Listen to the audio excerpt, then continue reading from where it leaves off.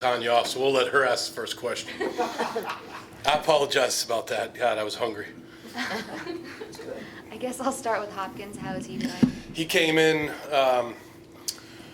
the day after the game, Tanya, and he had symptoms of a concussion, so he's going through the protocol. I was told today that he looked pretty good, so we'll see how it is tomorrow. But again, he has to pass the concussion test in order to play. So, but I was told he feels and looks pretty good today. Was he able to be outside, or does he have to stay inside? No, he was out there. He's out there. Well, that's a good sign, isn't Yeah, it? I would think so, John. I'm not being a doctor or anything, but sounds good to me. You said to ask you every day about Grimes. Is he any better? Grimes is getting better. He's definitely getting better, and that'll be more of a end of the week game time decision.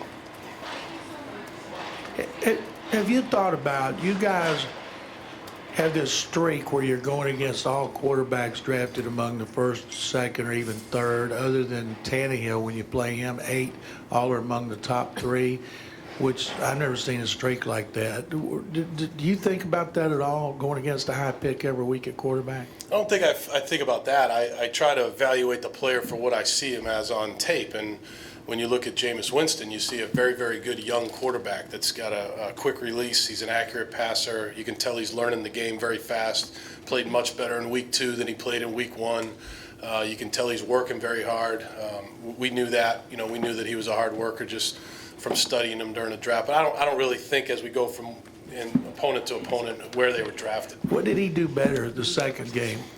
Well, first of all, they ran the ball. They ran the ball better, and I think that's a big part of what they're doing. They have a very good running back in Doug Martin, so he was able to be in manageable situations, and he made good decisions with the ball. And you can tell that he understands coverage a little bit better. He understands fronts a little bit better, and he played better.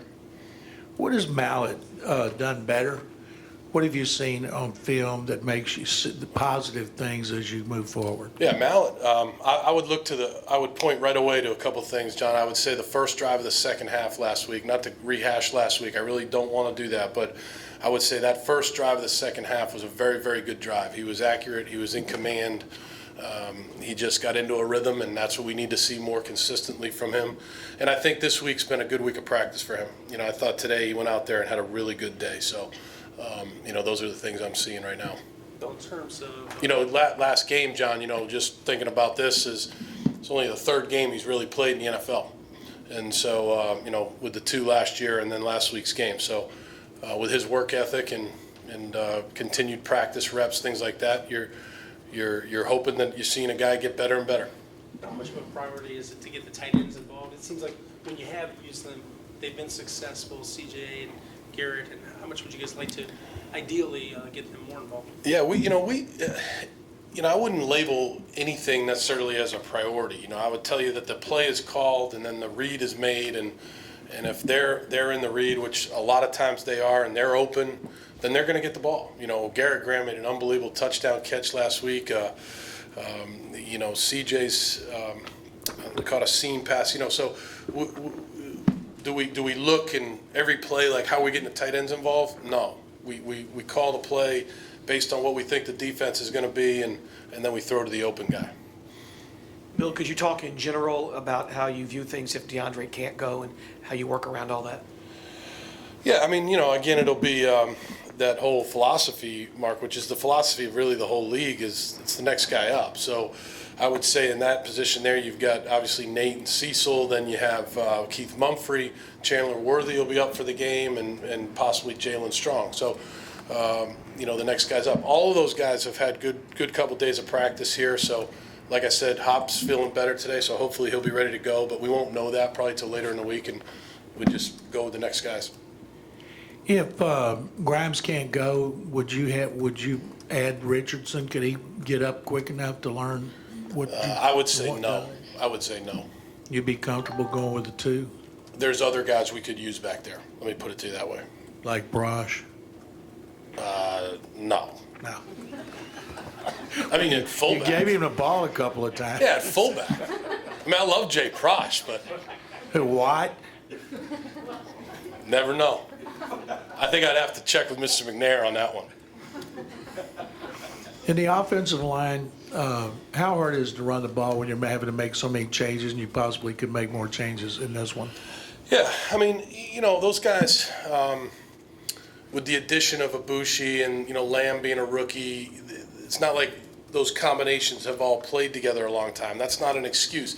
We do a lot of things in practice to move guys around. I really feel good about where they are after 2 days of practice with the different moving parts and Dwayne not being in there. So, I think these guys are working really hard. I would tell you that obviously we did not run the ball well against Carolina. We ran it okay versus Kansas City, and we need to run it better. We need to run it better. That's the bottom line. But everything goes into that. I guess what I'm saying is I wouldn't put all the onus and the blame, so to speak, on the offensive line. I think that they're playing pretty well with all the moving parts that have gone on there.